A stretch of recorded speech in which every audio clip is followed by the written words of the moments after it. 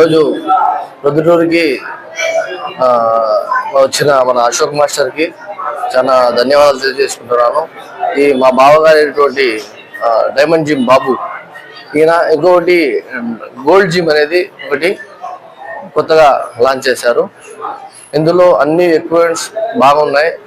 Health పరంగా ప్రతి ఒక్కటి, ఎందుకంటే హెల్త్ ఈజ్ వెల్త్. ఒకటి అశోక్ మాస్టర్ రావడము, ఆయన చాలా మంచి మంచి సేవా కార్యక్రమాలు చేస్తున్నారని విన్నాము మేము.